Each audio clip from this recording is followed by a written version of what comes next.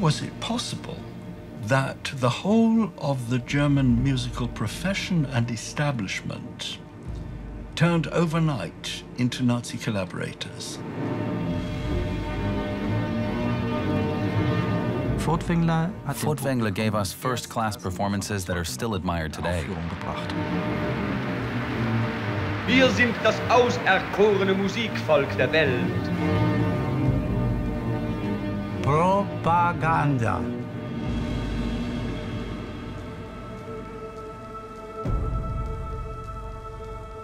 In Auschwitz I, they had half the Vienna Philharmonic sitting there. It's part of the German culture. Jewish prisoners performing Mozart and Schumann and Beethoven for their German guards.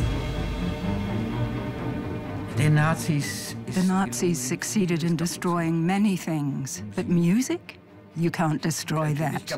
You can try, but it's impossible.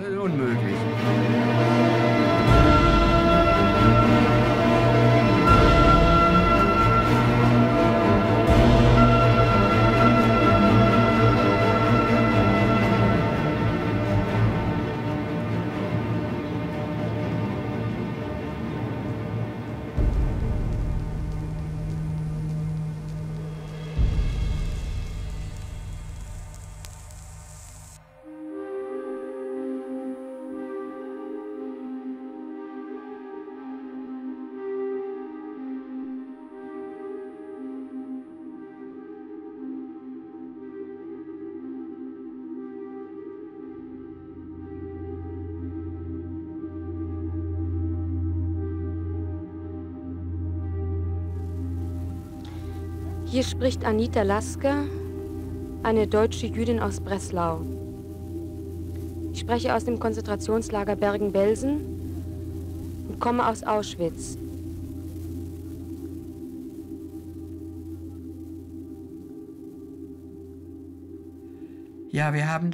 We suddenly heard an announcement in English. Auf Englisch. I can't remember exactly how it went, but it said we were supposed to stay where we were. When the British came, they had no idea what they would find. They thought they were liberating a prison camp. But this wasn't a prison camp. It was a pit of corpses. Eine Leichengrube.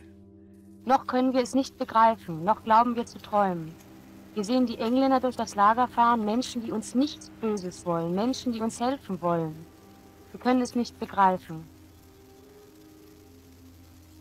Man hat Wasser gebracht, Wasser. 3 Wochen waren wir ohne Wasser. Die Menschen sind verdurstet.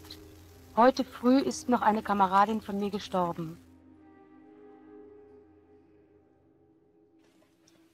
Leb, Live, you're free. Für manche war es zu spät. But for some, it was too late. That's how it was. It was indescribable. Suddenly, we're alive. Ja. Aber But you've probably heard Dimbleby's description of Belsen. Belsen was unimaginable. Unwahrscheinlich. Here, over an acre of ground, lay dead and dying people. You could not see which was which, except perhaps by a convulsive movement or the last quiver of a sigh from a living skeleton too weak to move. This day at Belsen was the most horrible of my life.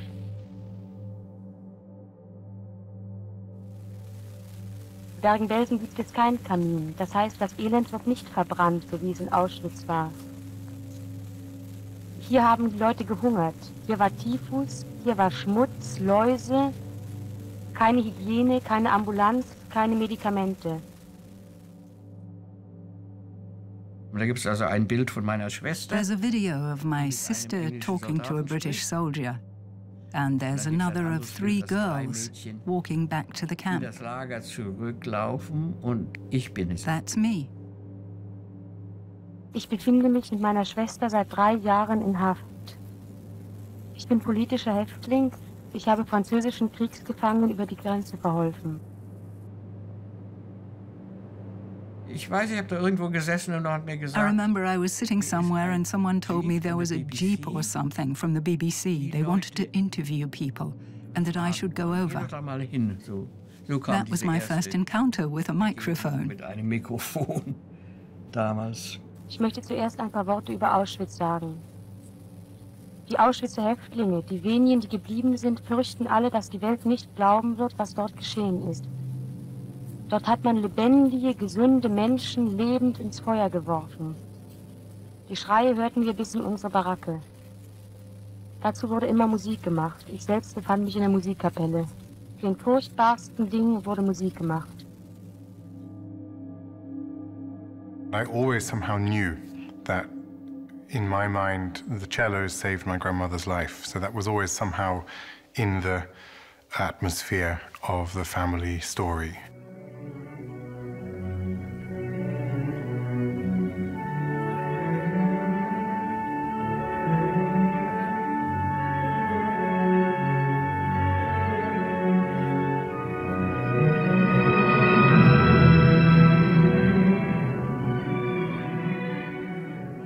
Die Zerstörung des deutschen Musiklebens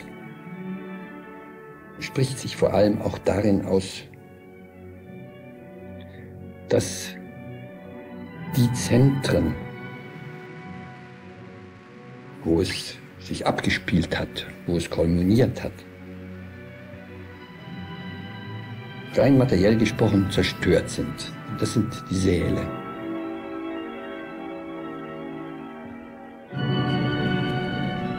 After the Second World War, German conductor Wilhelm Furtwängler's career was also on the brink of ruin.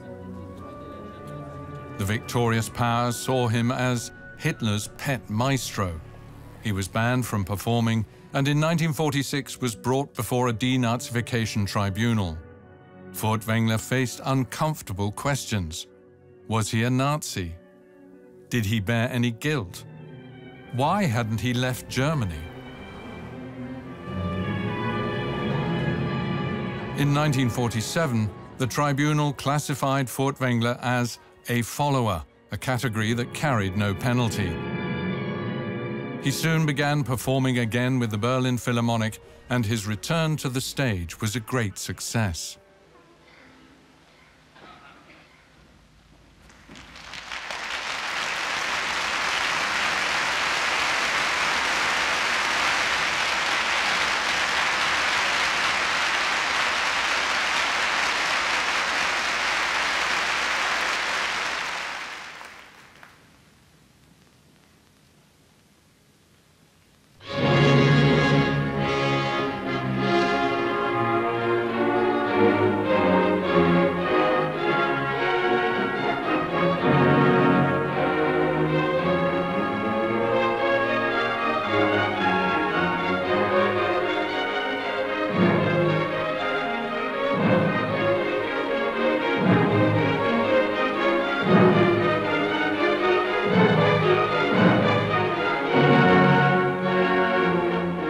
Wilhelm Furtwängler was born in Berlin in 1886. His musical career took off at an early age. At 20, he was already conducting symphony orchestras. Das ist so überzeugend, dass It's so powerful, and I say this as someone in the same profession. My God, it doesn't get better than that. Sometimes I think, if someone can conduct like that, then maybe I should just pack up and quit. That's not really a nice feeling. Listening to Furtwängler elicits everything from profound exhilaration to the sense of being completely insignificant and powerless. Ganz klein und machtlos fühlt.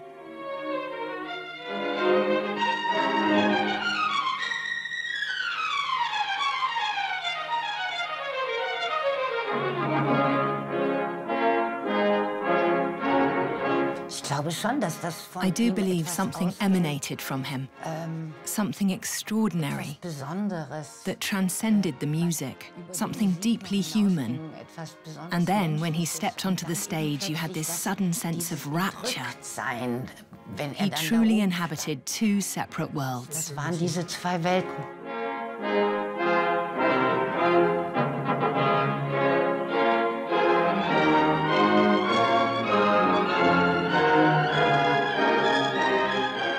He is unquestionably a genius of a musician, but he is part of the German people, and he has no particular sympathy for the victims. On the contrary, the only person or people that Furtwängler feels any pity for is for, he says, the occupied Germans, the way we are suffering now under the occupation of foreign armies, the way they are making me suffer.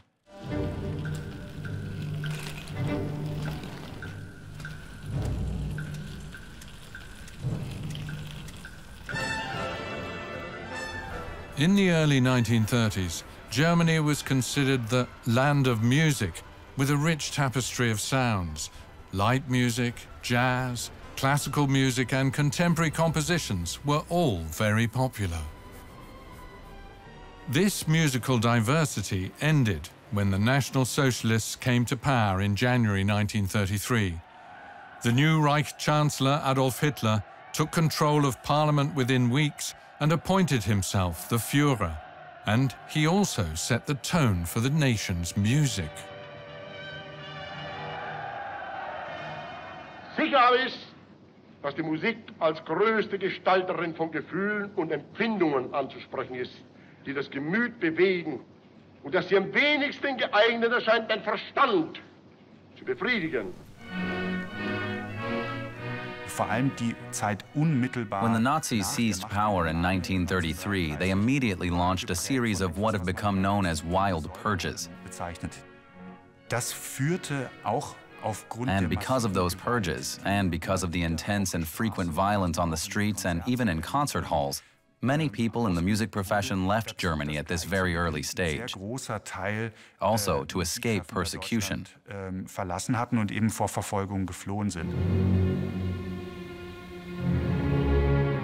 As Minister of Public Enlightenment and Propaganda, Joseph Goebbels was responsible for music and culture in the Nazi state. Soon after the Nazis came to power, he established the Reich Chamber of Culture, which included the Reich Chamber of Music. Membership was compulsory for anyone in the field. And so these institutions allowed Goebbels to control German cultural life, and he allocated posts and titles to his artists of choice. Gestatten Sie mir, meine Damen und Herren, Ihnen die Präsidenten der einzelnen Kammern bekannt zu geben. Kraft Gesetzes übernehme ich selbst die Führung der Reichskulturkammer insgesamt.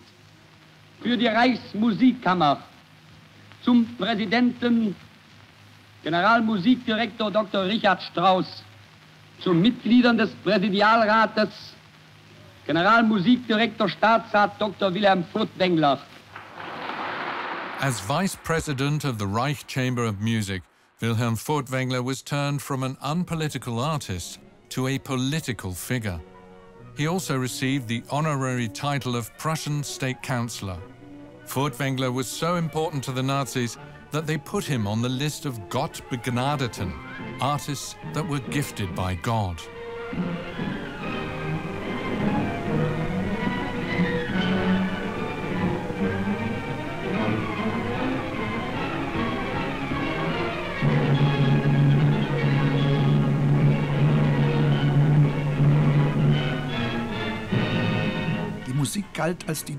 Music was considered the most German form of art that spoke directly from the racial soul.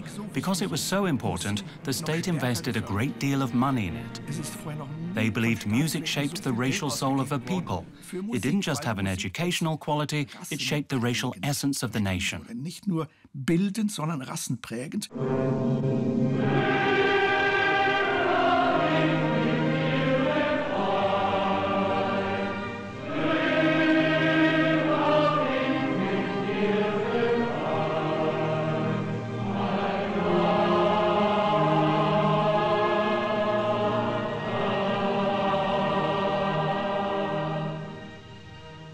The Nazis could say, we are a cultural nation, we are a cultural people. You couldn't possibly suspect that we're doing something that was uncultural. This is our justification. We are a nation of culture, and culture is our cover.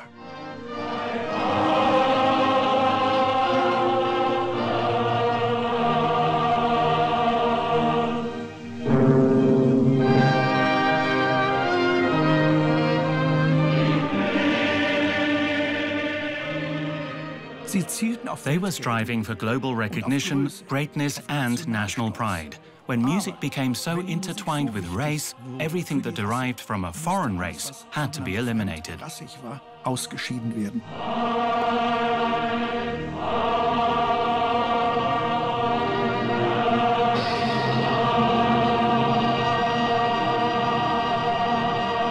Wir haben ein deutsches Theater, einen deutschen Film, eine deutsche Presse, ein deutsches Schrifttum, eine deutsche bildende Kunst, eine deutsche Musik und einen deutschen Rundfunk. Der früher oft gegen uns vorgebrachte Einwand, es gäbe keine Möglichkeit, die Juden aus dem Kunst- und Kulturleben zu beseitigen, weil deren zu viele seien und wir die leeren Plätze nicht neu besetzen könnten, ist glänzend widerlegt worden. Ja, der Goebbels hat gesagt, wir können das glänzend. Goebbels said we can spectacularly replace these Jewish musicians. We don't need them. Musiker. Wir But brauchen das I nicht. believe they did, even in Germany. Ja, ich glaube, man braucht sie trotzdem, auch sogar in Deutschland. Breslau, around 300 kilometers east of the Reich capital, Berlin. Today, the city is called Wrocław and belongs to Poland. Anita Lasker was born here to a German Jewish family in July 1925. I came from what was, at the time, a fairly ordinary family. Musik war einfach, das war das Normale. Music was just normal. Zeiten, bevor man These were the days before people had televisions. We played music at home. My mother was also a musician, so there was always music. Es gibt hier ein Bild von mir, wie ich da auf There's a photo of me sitting on the ground with a little broom and a comb and sheet music in front of me, and I'm pretending to play the cello. Tu so, als ob ich Cello spiele. My parents probably said, I think the child wants to play the cello, so they bought me a very small one. Ja. Herr Otto hieß er. Mr. Otto was my first teacher. But then things became difficult. As I grew older, I still wanted to play the cello, but there were no cello teachers left in Breslau who were willing to teach a Jewish child. Kein Cellolehrer mehr in Breslau, der ein jüdisches Kind unterrichten wollte. I went to Wrocław recently, and I went to the house, to where the house was, and walked around the city to imagine the space, you know, walk to the Hauptbahnhof, walk to the university. And you think this was a really cultured German Jewish family, you know, and safe. They were safe until suddenly. Dann kam die Situation, dass man mich nach Berlin geschickt hat, wo es I was sent to Berlin, where there was still a Jewish cello teacher who would teach me. That was shortly before the 9th of November, so I was in Berlin at the time. I had cello lessons with Leo Rostal for 6 months, luckily. It gave me something I could draw on. And then came Kristallnacht, the night of broken glass. My mother called and said I should come home straight away. At that moment, everything changed. We realized there was no place for us. But unfortunately, it was too late.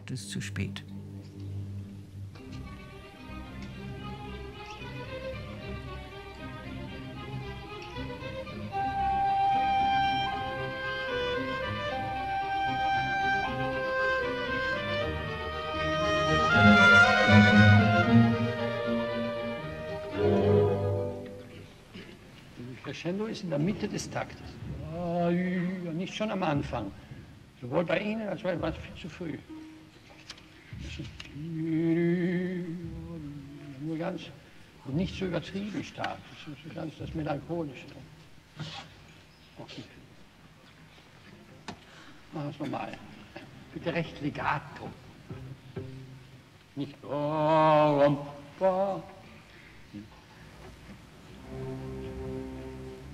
The fascination of Furtwängler begins with that, with the way that he conducted, the way that he communicated with musicians, the way that he communicated with audience. And there was nothing like it at the time, but every major conductor since, certainly every major conductor alive today, has had to absorb something of Furtwängler in order to achieve what they want to do as musicians.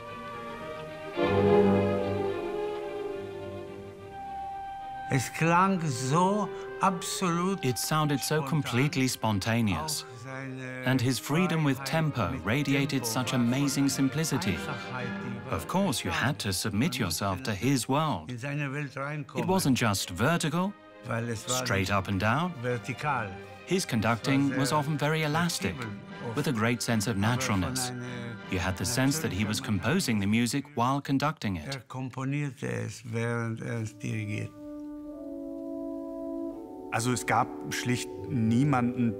There was no single person who could have been more of an embodiment of German music, if you want to call it that, than Furtwängler. He was the head of Germany's most important orchestras, the Berlin Philharmonic and the Staatskapelle. And he performed his core repertoire there in a way that was groundbreaking and influential. Sein Kernrepertoire besetzt, dass auch stilbildend war.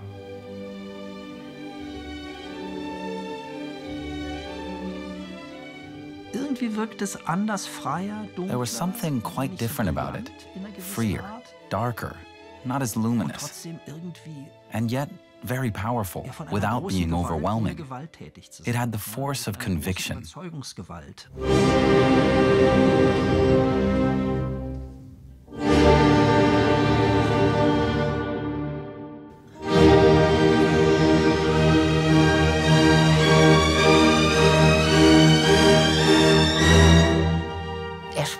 He always talked about German music.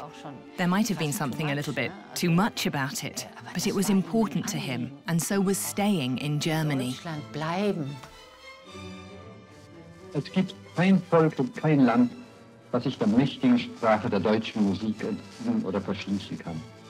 Diese deutsche Musik aber ist nicht nur ein Teil von uns, sondern sie sagt von uns Deutschen aus, wie wir wirklich sind, in unserem eigentlichsten, besten Leben.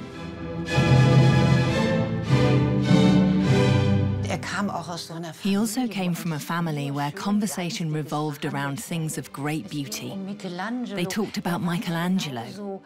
He was extremely knowledgeable about all spheres of art, but art and only art.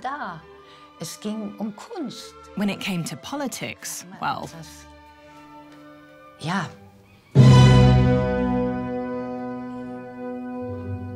Das war das überzeugte Selbstverständnis von Furtwängler. Furtwängler was convinced that politics and art were two entirely separate entities, and that because music embodies eternal values in a sense, and transcends day-to-day politics, it was obvious that music had to be free of political influence.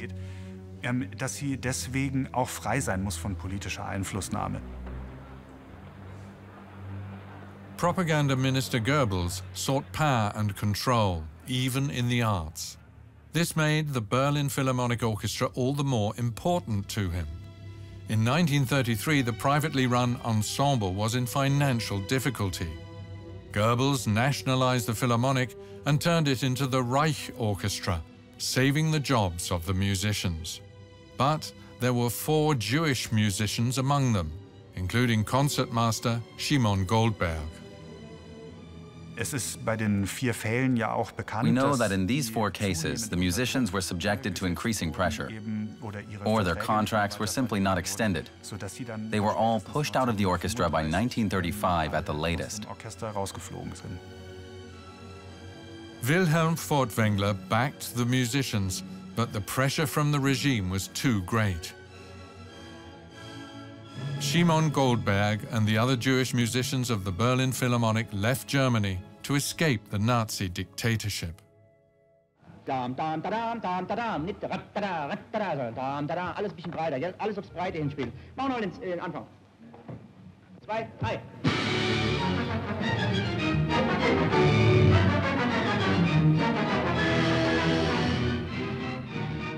In 1934, Furtwängler stood up for composer Paul Hindemith, whose symphony, Mattis der Maler, he planned to perform with the Berlin Philharmonic.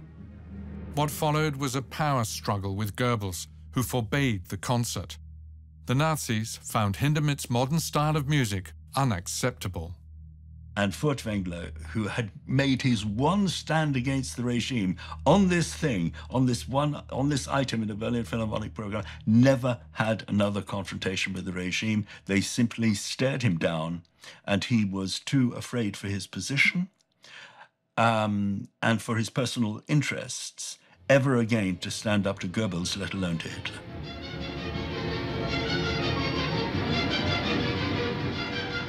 Under pressure from the Nazis, Furtwängler came to a decision.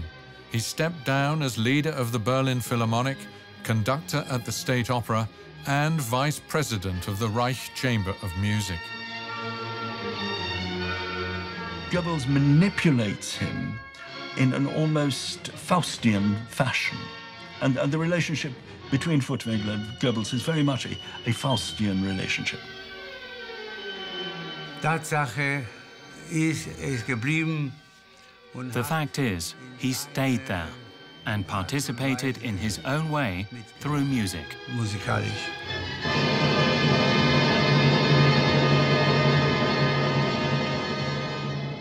By spring 1935, Wilhelm Furtwängler was back on stage conducting the Berlin Philharmonic. He was rehabilitated and once again celebrated by audiences and high-ranking Nazis.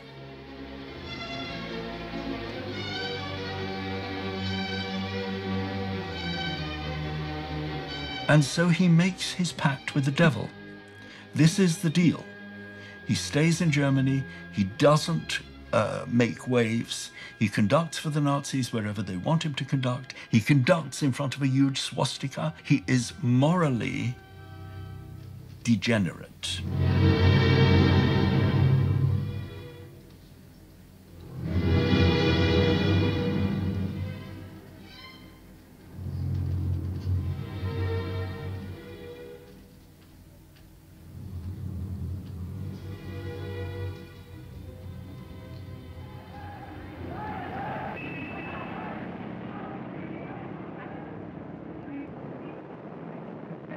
When the Nazis came to power in 1933, Germany had around 65 million inhabitants, about 500,000 of whom were German Jews.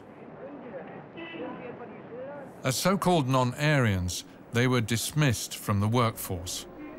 Almost all German Jewish musicians lost their jobs.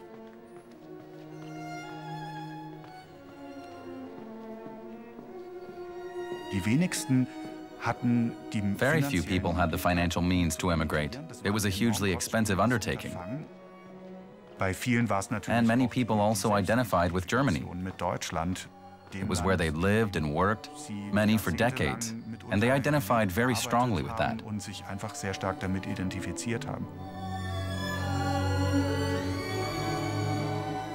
In 1933, unemployed Jewish artists established the Kulturbund Deutscher Juden, the Cultural Association of German Jews. It was a kind of self-help organization that enabled Jewish musicians to continue performing with their own orchestras and ensembles. Alongside Berlin, Munich was a hub of this cultural life. The interesting thing about these cultural associations was that, for a long time, some form of Jewish cultural life continued to exist in Nazi Germany. Of course, it was kept entirely separate and under the firm control of the Nazis, but it did make it possible for Jews to perform works that were drawn from the German musical tradition, while at the same time renegotiating their Jewish identity.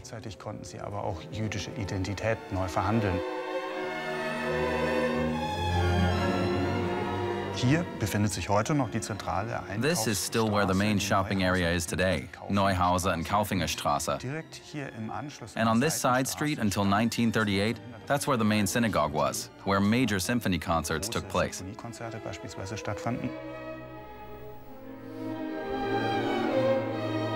And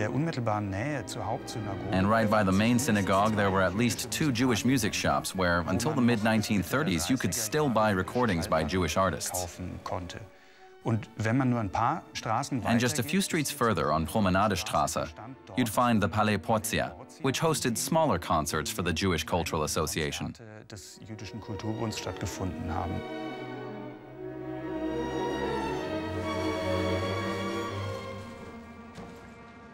Die Deportationen The deportations didn't start in earnest until 1942. 1942 an.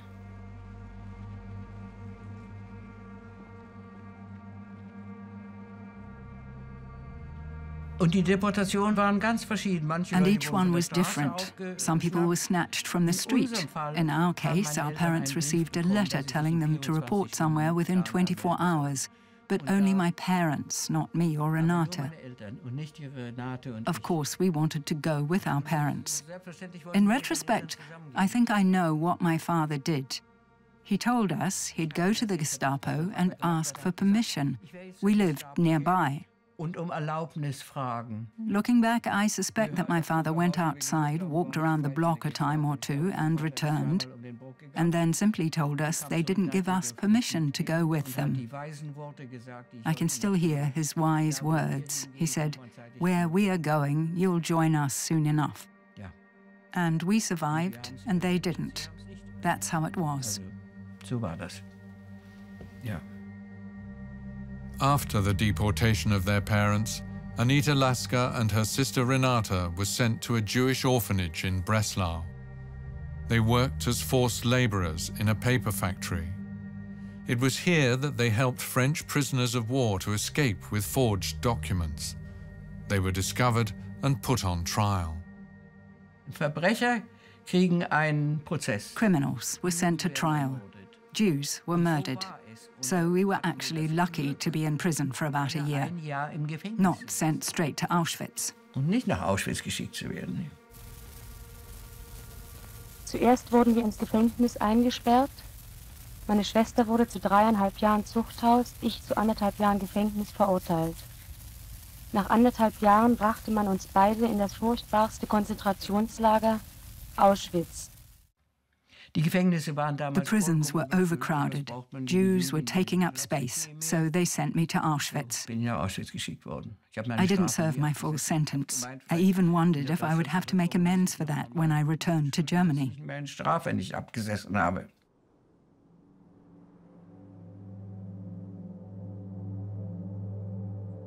Damals wusste man bereits, was Auschwitz bedeutet. By then we knew what Auschwitz meant. We went there to be murdered. It was clear this was the end station. But everything always happens differently from what you expect, right? In der Nacht. I arrived at Auschwitz at night. The next morning was the intake process. It was very different the way I arrived at Auschwitz and the way ordinary prisoners arrived there. On those huge transports, there was always a selection committee who decided who would go to the gas chamber and who wouldn't. I was spared that because there were only about 10 of us, criminals. Ich möchte in kurzen Stichworten wiedergeben Dinge, die in Auschwitz geschehen sind. Bei unserer Ankunft hat man uns rasiert und hat uns eine Nummer in den Arm eintätowiert. Und da geschah Folgendes. Da waren viele. This is what happened next. Prisoners carried out the intake process. So this girl, a prisoner, asked me, "What's your name? Where are you from? Do you know how long the war will last?" We were chatting. They thought I'd been outside, but of course I'd been in prison. She asked what I used to do. I said, I played cello. Ich habe Cello gespielt. Fantastisch. Fantastic, she said. There's an orchestra. Stay here. I was naked, with a toothbrush. That was a great kindness. She'd put a toothbrush in my hand and said, "Stay here and wait." She fetched the orchestra director, Alma Rosé. Und hat die Kapellmeisterin von dieser Kapelle geholt. Und das war die Alma Rosé. Und schwer begeistert. She was thrilled. Finally, she had a cello for the orchestra. There'd been a cellist, but she had died. I'd arrived just at the right moment. Fantastic. We had this peculiar conversation. I was naked. Alma Rosé asked me where and with whom I'd studied. She said I had to quarantine, but they'd come and get me soon. And that's how I joined the orchestra. Aber wir holen dich dann bald ab. Und so bin ich in die Kapelle gekommen.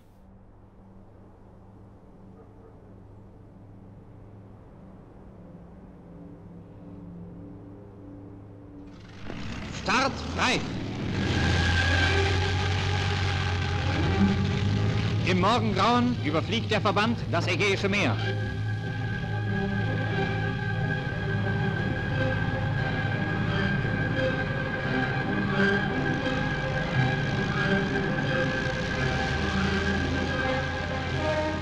I don't think there's anything militant or aggressive about Wagner's music. It's very good music. So I don't see Wagner as being malign in the music that he composes. He isn't. He is a composer. He is trying to create great work.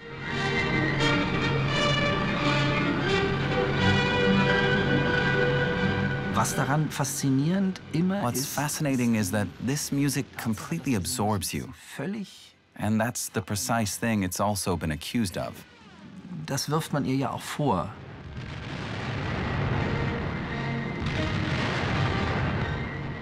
Wagner's music appeared to coincide quite well with the ideology of National Socialism. And Adolf Hitler's worship of Wagner was a driving force behind that.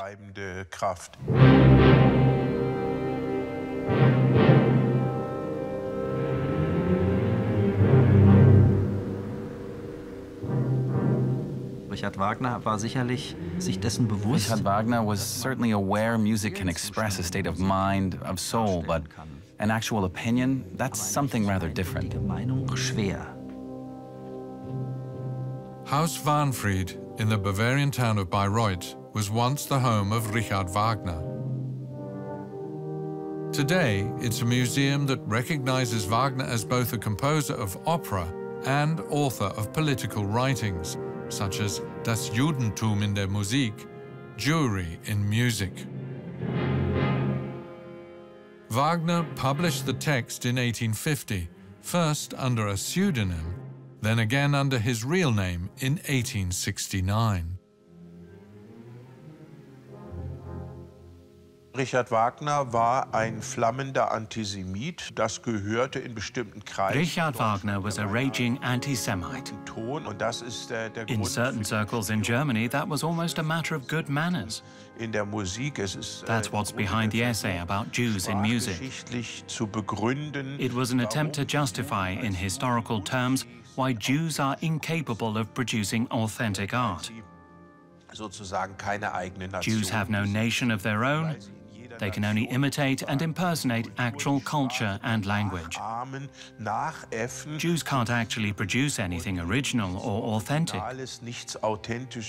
Of course, that's rubbish. But it's where a cultural and theoretical justification of anti-Semitism was born. If you ask me, that's the real scandal behind Wagner. Das ist das eigentliche Skandalon bei Wagner. I have no particular connection to Wagner. I'd never go to Bayreuth. But I've played the Siegfried Idyll 100 times. It's fantastic music. The man was a genius. But he was loathsome. Sure, fine, he was an anti-Semite, but he didn't need to write down all of that poison. His anti-Semitism went a step too far. It was like a breach in the wall. It was respectable society. It was cultured society. It was a composer. The highest form of Germanness is being a composer. It was a German composer saying, it's all right to be anti-Semitic. Actually, it's quite essential, if you are a German composer, to hate Jews.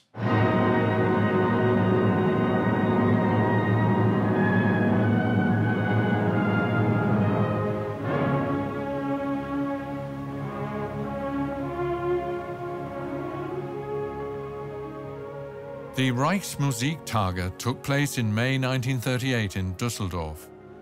It was a showcase of German music in National Socialism. But the event was also intended to disparage what party ideologists called degenerate music, entartete Musik.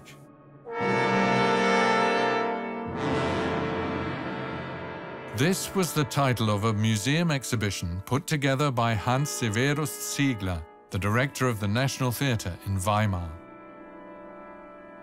Inspired by the Degenerate Art exhibition, he presented examples of music that he considered repellent. Deciding who exactly was degenerate was a rather difficult task. Degenerate art was art made by abstract artists or artists who distorted the human face. Das menschliche Gesicht verzerrt ist. Für die Reinheit und Sauberkeit des deutschen Kunstempfindens hat der wurzellose Jude kein Organ. Was er Kunst nennt, muss seine entarteten Nerven kitzeln. Was ist aber entartet? So what is degenerate music? First of all, Ziegler meant atonal music because he believed the triad was Germanic and natural.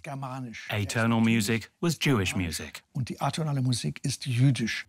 Ich bekenne mich mit einer Reihe führender musikalischer Fachmänner und Kulturpolitiker zu der Anschauung, dass die Atonalität als Ergebnis der Zerstörung der Tonalität Entartung und Kunstbolschewismus bedeutet. Da die Atonalität zudem ihre Grundlage in der Harmonielehre des Juden Arnold Schönberg hat, so erkläre ich sie für das Produkt jüdischen Geistes. Wer von ihm isst, stirbt daran. It was an abusive exhibition, replete with contradictions. Not only Jewish musicians were reviled, non-Jewish ones were too, such as the Austrian Catholic composer Ernst Krenek and his jazz opera Johnny spielt auf. The main character is a black man, a black jazz musician who seduces a white woman, and that was considered race defilement. Musicologist Albrecht Dümling is an expert on the Nazi degenerate music exhibition. He's documented and annotated the material in a book. Here's the cover of the degenerate music brochure. As a symbol of degeneracy, of degenerate music, they've taken a black jazz musician, an African-American, and portrayed him as repulsively as possible, with bulging lips and earrings, but also in a top hat and tails. You can't see the tails here. And a big saxophone. And the finishing touch, a Star of David. This reflects the Nazi belief that the Jews had masterminded the infiltration of jazz music into Germany. This was race mixing par excellence, and to the Nazis, race mixing was degenerate. Und Rassenmischung war für die Nazis entartet.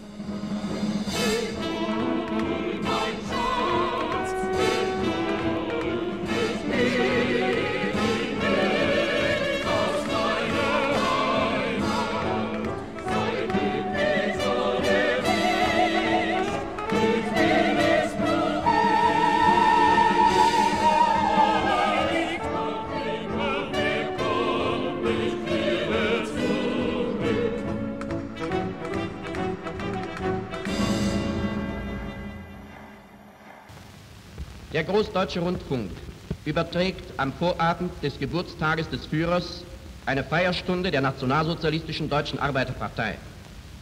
Das Berliner Philharmonische Orchester unter der Leitung von Wilhelm Furtwängler spielt die 9. Sinfonie D-Moll mit Schlusschor An die Freude von Ludwig van Beethoven.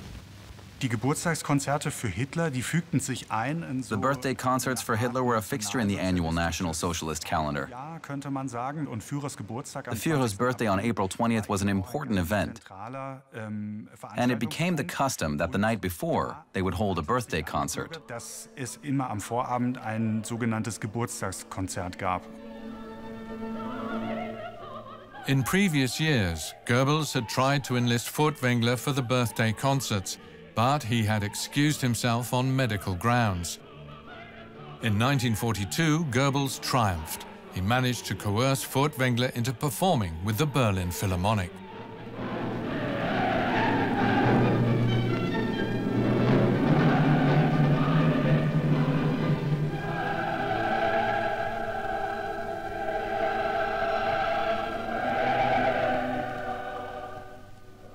Ich hatte keine Ahnung damals, an welchem Tag das war. Ja? Even before I knew what the occasion was, I wondered, what's going on there? You can just sense something's happening, which is really quite fascinating. You're practically forced to sit up and take notice. Today, the concert makes a huge impression on us, but it took place at a time of great unease and disquiet. The musical performance is outstanding in any case. Some call it the concert of the millennium.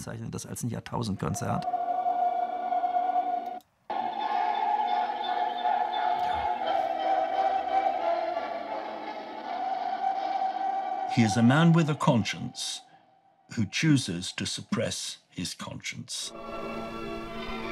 It was a propaganda event entirely to the taste of Joseph Goebbels, and the maestro played along.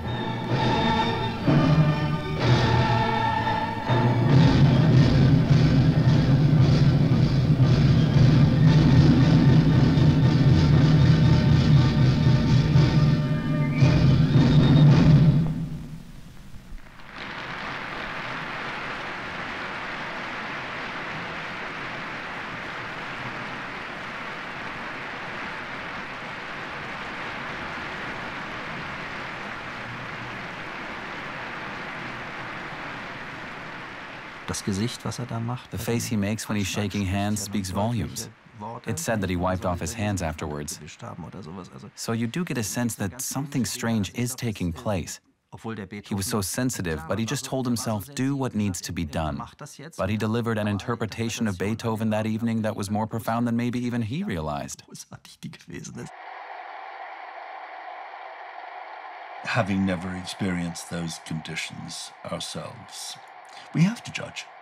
We have to have a moral line that tells us if something is right or wrong, and tells us if something is good or bad. We have to say, what would I have done in that situation? What are my motives?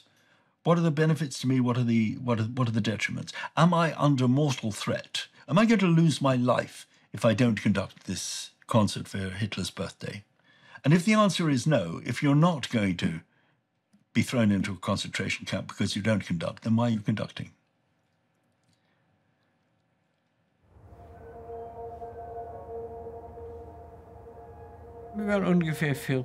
We had about 40 instruments, several violins, mandolins, one guitar, recorders, a cello.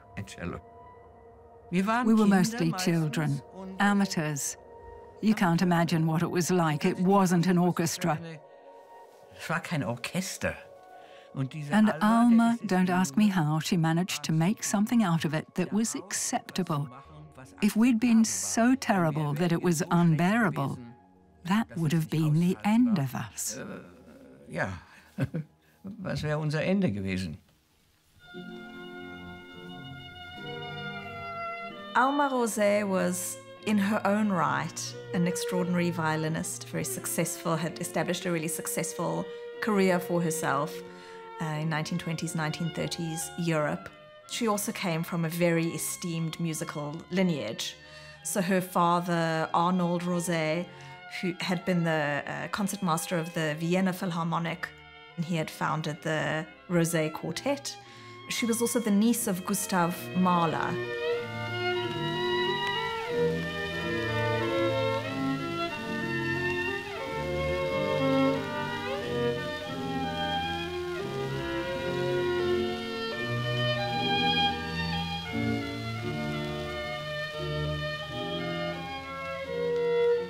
Making sure that the orchestra was good, keeping its quality up, was the best way that she could ensure the survival of the orchestra and its members. Of course, we don't have any recordings of the orchestra, so it's difficult to know how they sounded, but probably less mediocre and less poor in quality than many of the other camp bands.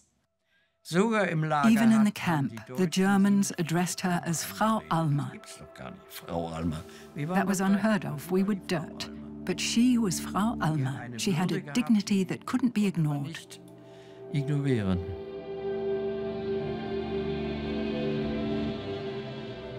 the 1930s, Alma Rosé led a small women's orchestra called Die Wiener Walzermädeln, the Viennese Waltzing Girls. She was deported to Auschwitz-Birkenau in 1943. As an experienced director, she had to specially arrange the pieces for the camp's orchestra, since the selection of musicians and instruments in the extermination camp was always down to chance.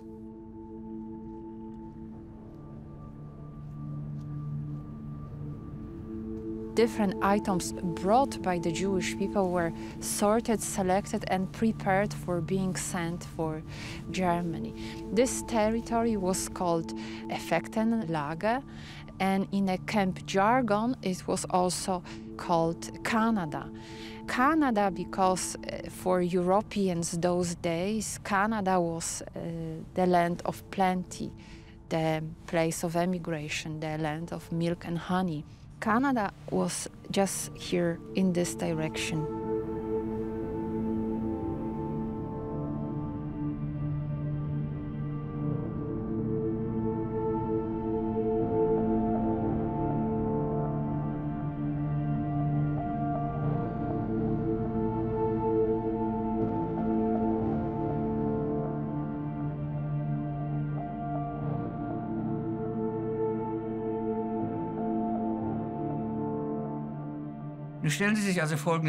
Imagine the situation when the deportations begin.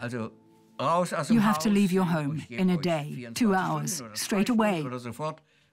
What do? You still believe you're being resettled in the East.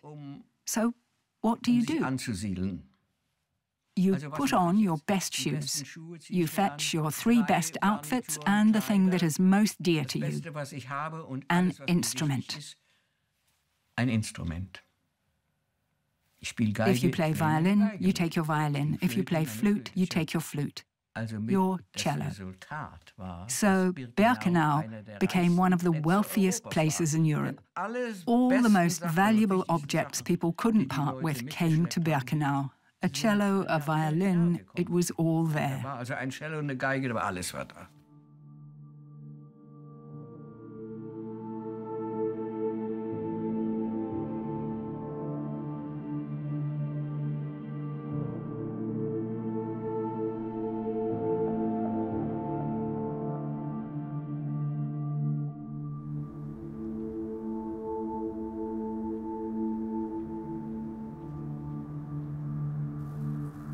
Dann möchte ich etwas von den Kommandos erzählen, von den Arbeitskommandos. Ausmarsch und Einmarsch selbstverständlich immer mit Musikbegleitung. Im strengsten Winter hatten die Menschen keine Strümpfe an. Pullover wurden sehr zeitig weggenommen und sehr spät wiedergegeben. Das heißt, die Menschen erfroren förmlich.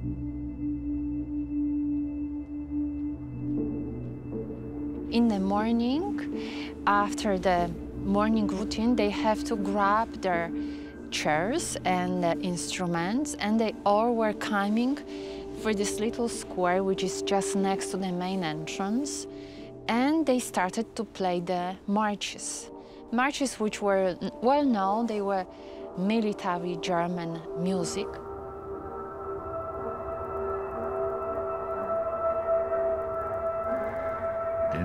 Thousands of prisoners marched out to work at the factories, and the same thing in the evening.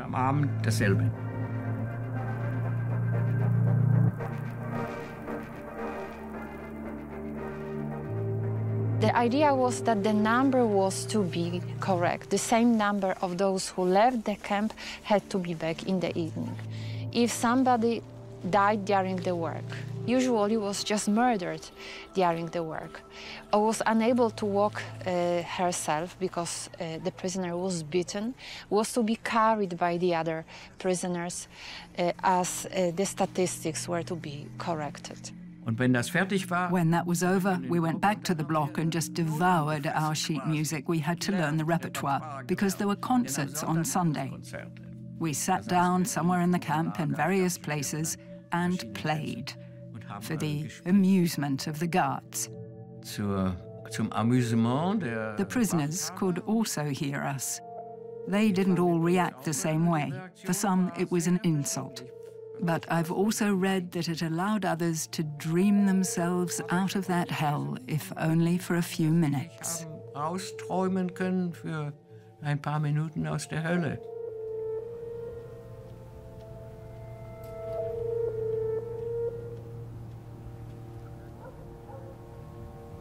When I visited Auschwitz, I knew that I wanted to see Block 12, where the music block was. I remembered from Grandma's book that her block was near the ramp where the selections took place.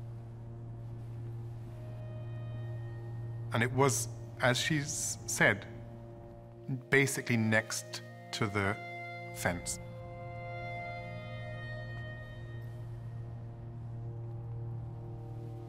And I went and I spent some time there. Meine Baracke war ungefähr 20 Meter von dem Kamin, von einem der 5 Kamine, die sich dort befanden, entfernt. Ich habe alles mit eigenen Augen mit angesehen. Es stand ein Arzt und ein Kommandant bei Ankunft der Transporte an der Rampe und vor unseren Augen wurde sortiert. Das heißt, man fragt das Alter und den Gesundheitszustand. Die unwissenden Ankömmlinge pflegen irgendwelche Leiden anzugeben und unterschreiben damit ihr Todesurteil. Besonders hat man es auf Kinder und Alte abgesehen. Rechts, links, rechts, links. Rechts ist zum Leben, links ist zum Kamin.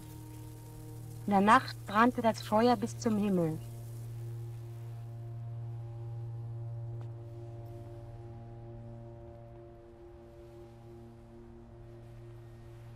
The major part, let's say, to our left-hand side as well, that was where they were sitting and they were practicing. We may see the location of the building. It's still neighboring the camp, but it's also neighboring to the fence, to the wire. And just behind the wire, there was the unloading platform. So in fact, when they were practicing still, some people who were on the platform, they could hear the music.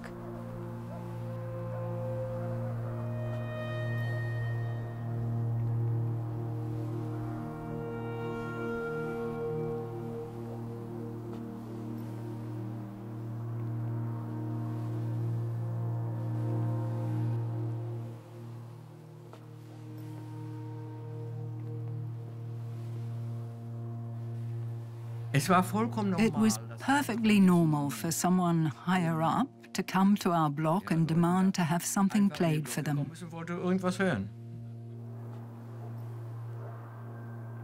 Ein gewisser Dr. Mengele beschäftigte sich mit Forschungen. Das heißt, man brachte Frauen auf den bekannten Block 10 in Auschwitz, um dort mit ihnen zu experimentieren. Man sterilisierte die Frauen. Das heißt, man machte mit ihnen Experimente, die man mit Meerschweinchen zu tun pflegt. Aber Juden waren ihnen gerade gut genug dazu. Menschen gingen in 2-3 Monaten zugrunde an den Experimenten.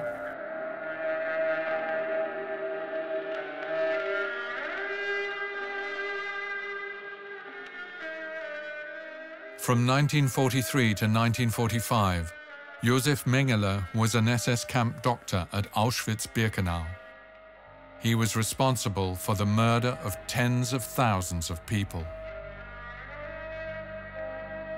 He wanted to hear Schumann's Träumerei, so I played it as fast as possible. I didn't look at the man, just get out.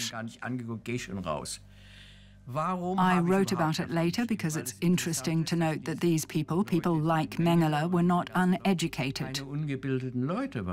He knew the piece. Today people ask me, how can you still play Schumann? That's silly. How did you feel? I didn't feel anything. Just get out.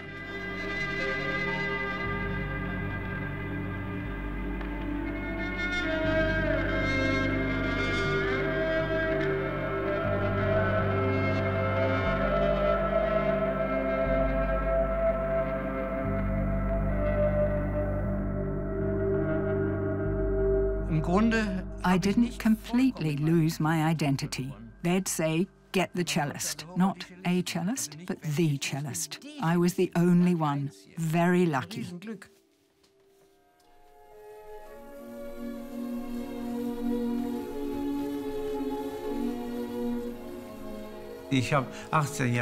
I conducted in Bayreuth for 18 years. I was very friendly with Wolfgang Wagner, his grandson. And he showed me on the score which measures brought a tear to the Führer's eye. Der Führer eine Träne im Auge hatte. Bayreuth hosts the Wagner Festival every year. And during the Nazi era, it was of utmost importance, since Richard Wagner was Adolf Hitler's favorite composer. The Third Reich is always imminent with Wagner. I don't think we should be permitted to separate his work from the history of its reception, impact, and ideology. That's what people try to do. They say, well, yes, Hitler and all of that, that was terrible. But the music is divine. Yes, the music is divine. But I'm convinced that you can and may only be a lover of Wagner and have a clear conscience if you're willing to confront that other aspect and truly grapple with it. Wir gehörten mit zu denen, die unentwegt an den Führer glaubten, an die nationalsozialistische Idee glaubten und haben, ich kann wirklich sagen, durch dick und dünn zu ihm gestanden. Und niemand hat uns das schöner und edler und großzügiger gedankt wie der Führer selbst. Richard Wagner's daughter-in-law, Winifred Wagner, began directing the Bayreuth Festival in 1930.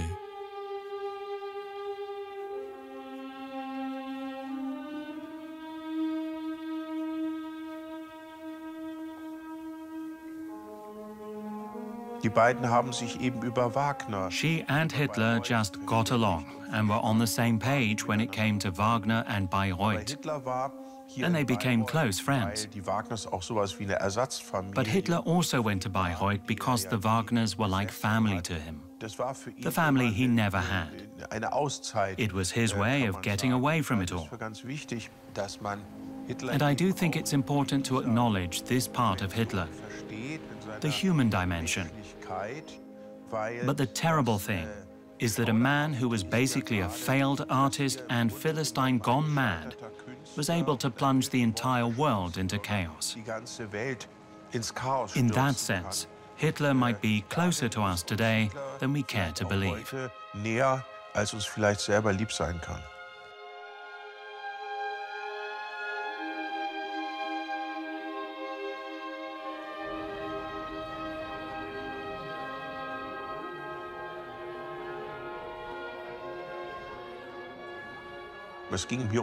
Art was everything to him. He spoke about it constantly. He was also a knowledgeable Wagnerian. He knew the pieces well. Wolfgang Wagner used to tell me how he and his brother Wieland had to sit by this fireplace right here and listen to Hitler, often late into the night. Das ging dann ja auf bis in die frühen Morgenstunden. Hitler's presence at the festival was also a political statement, and one that was understood. International artists like Italian conductor Arturo Toscanini cancelled their appearances. Jewish artists were no longer welcome. But others were undeterred. By 1943, Wilhelm Furtwängler had conducted at the festival 6 times.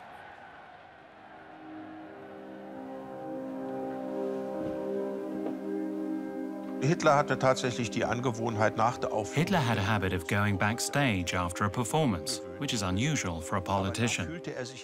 But that's where he felt like an artist among artists, and he liked that. The artists were flattered and honored that the Führer had come and spoken to them and shaken their hands and thanked them and so forth. They were enchanted. On one of these occasions, he ended up meeting Furtwängler. Zum Zusammentreffen mit Furtwängler gekommen.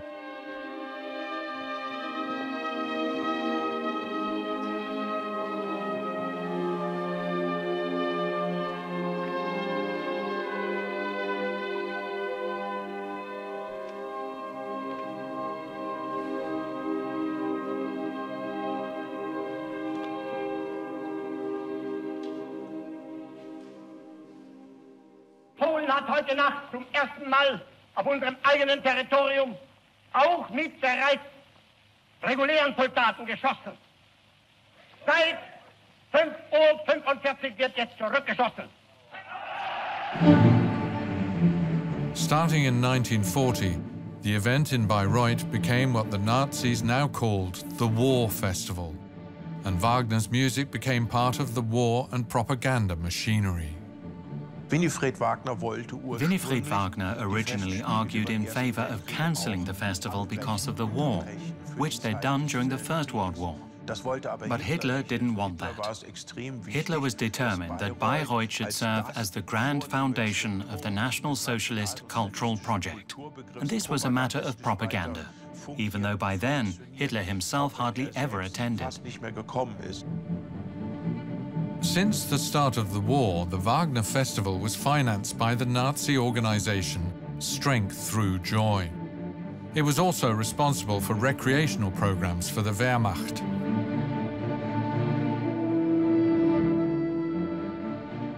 This meant that the audience was almost exclusively soldiers. Live classical music was also performed in factories to maintain military morale. Den Arbeitern eines großen Berliner Industriewerkes steht eine besondere Freude bevor. Die NS-Gemeinschaft Kraft durch Freude veranstaltet ein Werkpausenkonzert. Staatsrat Dr. Wilhelm Furtwängler dirigiert das Berliner Philharmonische Orchester. Wir hören das Meistersinger-Vorspiel von Richard Wagner.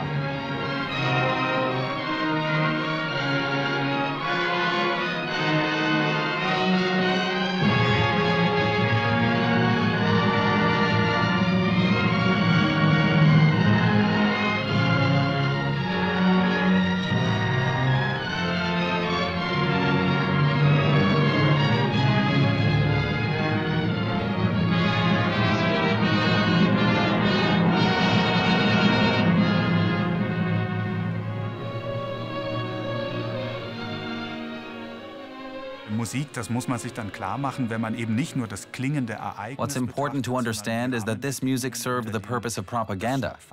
And not only the music itself, but the framework under which it took place. There certainly were people in the audience who attended and listened purely for the artistic enjoyment, despite the war, and escaped the grim reality of wartime, however briefly, through music. But ultimately, these performances suggested that music was simply another way to carry on, even if the world was collapsing around them. Tendenziell eher größer wurde als geringer durch Musik.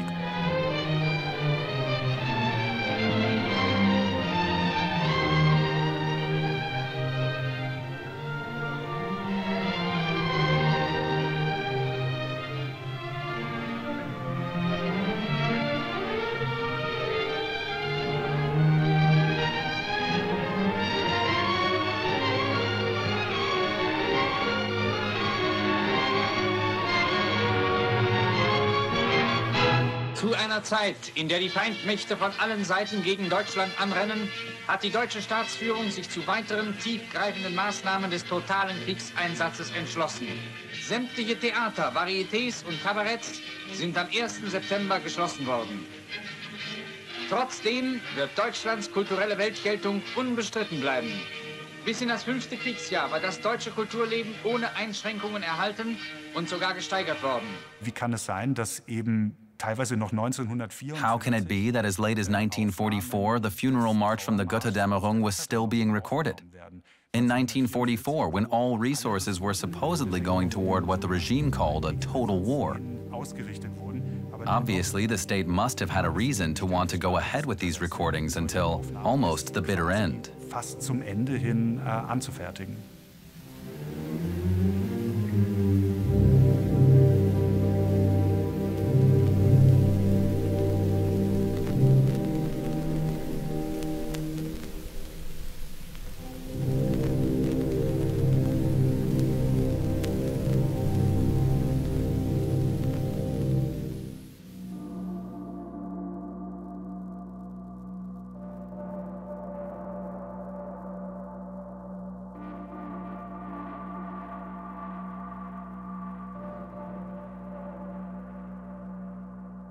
We know that there were orchestras in most of the main concentration camps. Dachau had its own orchestra, Sachsenhausen, Buchenwald, and of course in Auschwitz there was not one, but 5 orchestras just in the main camp complex. So we know that orchestras were very much an integral part of camp life.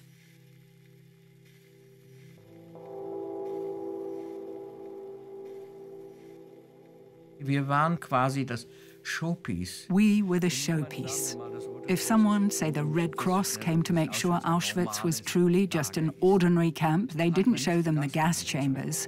They showed them us, because we looked relatively decent, there was music, so it must all be fine. The whole thing was a colossal deception. Kolossal Schwindel, ja? Musikalische Darbietungen werden von allen Kreisen der Einwohnerschaft gerne besucht. In einem Konzert wird ein Werk eines in Theresienstadt lebenden jüdischen Komponisten aufgeführt.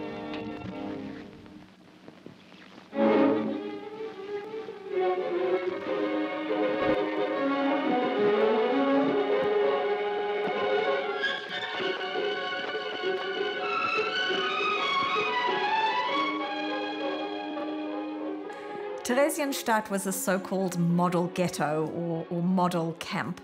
It's a small fortress town outside of Prague and was established by the Nazis really to demonstrate to the world what a fantastic life Jews were living under Nazi internment. The Nazis allowed a very fully fledged musical life to develop in the camp. And very famously, those cultural activities and musical activities formed the basis for, or a large part of, the propaganda film that was filmed there. The Führer donates a town to the Jews.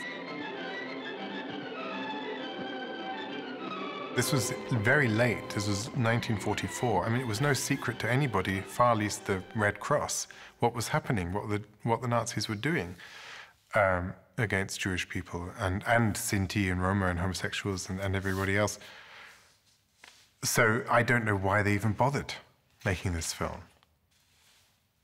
I mean, most Jews were killed by then anyway.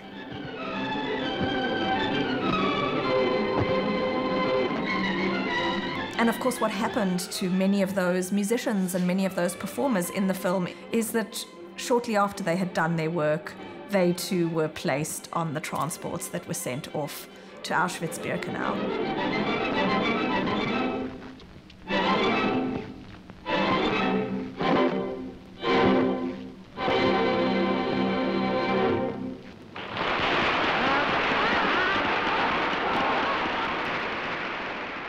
It's part of the same mentality, part of the idea that National Socialism is a cultural phenomenon, and even among those that we are murdering, we still want them to make music for us.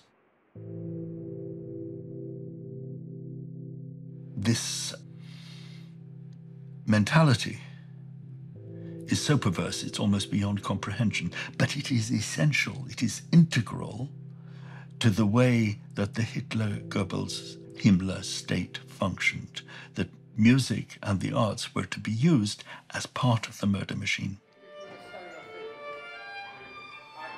Rehearsals for a Holocaust Memorial Day concert in London. The grandson of Anita Lasker-Wallfisch curated the program. Simon Wallfisch is also a cellist and a singer. A musical highlight of the concert is a requiem for the victims of Theresienstadt.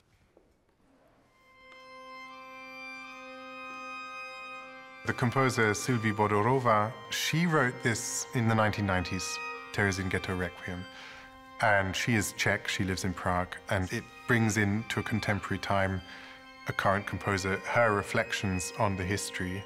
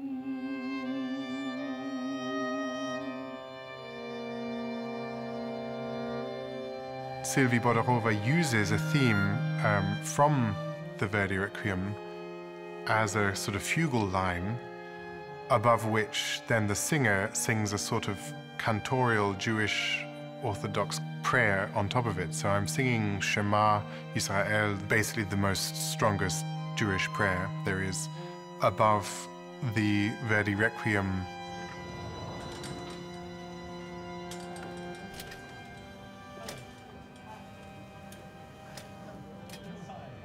You know, I didn't choose to be born in this family, and I certainly wouldn't somehow sully the memory of victims of the Holocaust to use that for my own billing, as it were. And I'm very sensitive about that. At the same time, it's such a part of my DNA somehow that whatever I end up doing, it plays a part in it.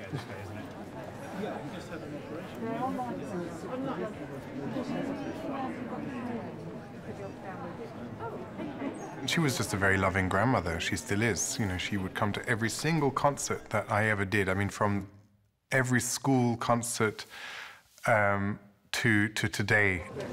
Grandma. Well done. Clever boy. Terrific.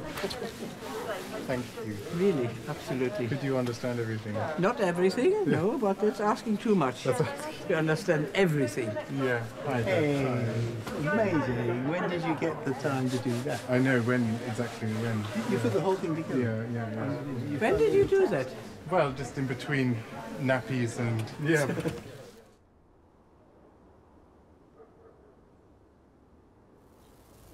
Nach einem Jahr Aufenthalt in Auschwitz, meine Schwester und ich waren sehr krank und sind nur mit Mühe dem Tode entronnen, wurden wir nach Bergen-Belsen geschickt.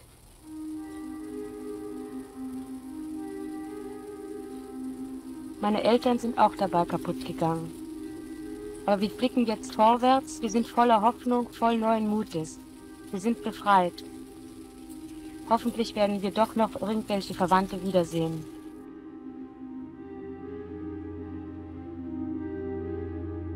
In 1945, Anita and Renata Lasker were liberated, but homeless and stateless. They had to stay in Germany for months because no country would take in stateless, displaced persons immediately after the war.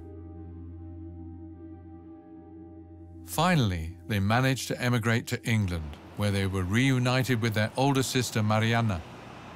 London is where Anita Lasker's second life began. It was easier for her to speak to my generation than to her own children because at the time she was in her early mid-20s, starting a family, starting a new life in a new language. She actively did not want to bring up that period of her life. She felt that she wanted to catch up on lost time. So she wanted to catch up on her cello studies and start her family and get on with her life. The cello that had saved her also brought her back to life. Anita Lasker-Wallfisch is a cellist and founding member of the English Chamber Orchestra. She married pianist Peter Wallfisch. For almost 50 years, she didn't return to Germany. In 1996, she wrote her memoir and became known as the cellist of Auschwitz. Wilhelm Furtwängler stayed in Germany until shortly before the end of the war. There were opportunities for him to leave sooner, for example in 1936, when he was offered the position of conductor of the New York Philharmonic. Ja, das ist diese Vorfreude unheimlich schön. So schön, ja. Und er ganz ernst. He finally took himself and his family to safety in Switzerland in February 1945. Wahnsinnig nett. So ein Moment, wo man, ja. After his denazification trial, he began performing again in 1947. For example, here at the Salzburg Festival in 1954.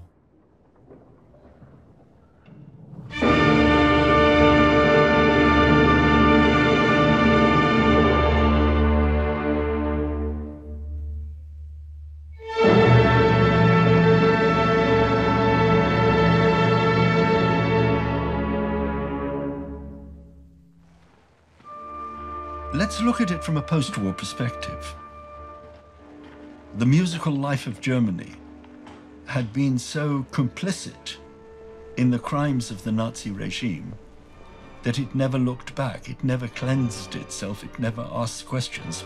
They carry on as though nothing happened, because as far as music is concerned, nothing happened.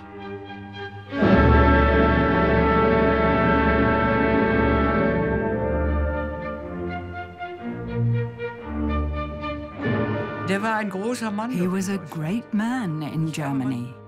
I don't think people should presume to judge someone in a situation they can't even imagine.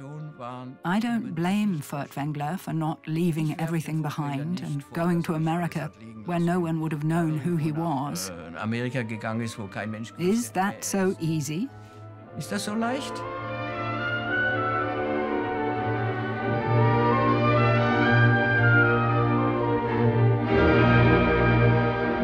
Eine wirkliche Auseinandersetzung damit. We still haven't truly grappled with the question exactly how many Jewish musicians were dismissed. How big was the political influence, or were people simply willing to be instrumentalized? We still don't have answers to those questions. Heute nicht aufgeklärt sind. I would ask him, all these people who suddenly disappeared, where did you think they went? After the war, my mother told me that on the radio they often heard about what the Allies had found in the concentration camps. And he said to her, "We can never be happy again." Wilhelm Furtwängler died in November 1954 at the age of 68. His grave is in Heidelberg in southwestern Germany.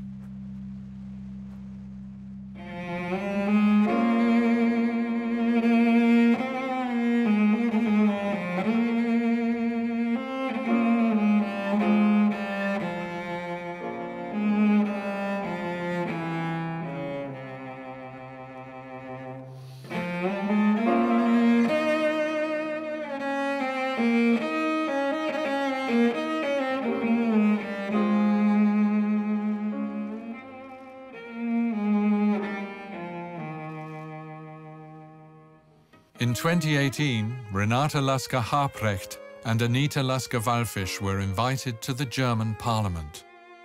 Her son, Raphael Wallfisch, played the cello.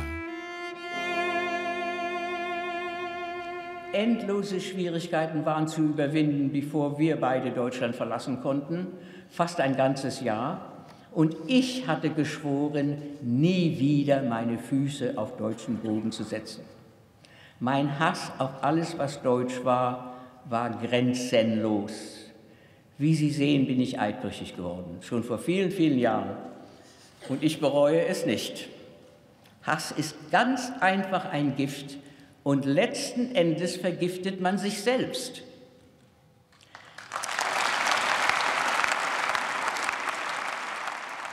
Also ich bewundere die Frau Lasker-Wallfisch sehr. I admire Ms. Lasker-Wallfisch a great deal. The way she's able to talk about what happened in such a straightforward way. I liked her speech quite a lot, and afterwards I wrote her to say I admired what she had to say, her connection to the culture, her reconciliation, her big heart. There's something very moving about that, and music also had something to do with it. Even the Träumerei performed for that man. Somehow it all goes to demonstrate the power of music. Ist das ein Zeichen dafür, dass die Musik diese Kraft hat?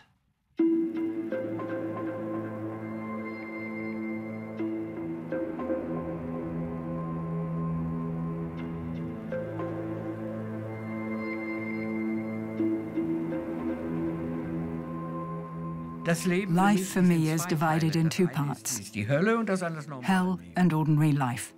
The Nazis succeeded in destroying many things, but music? You can't destroy that. You can try, but it's impossible. Unmöglich.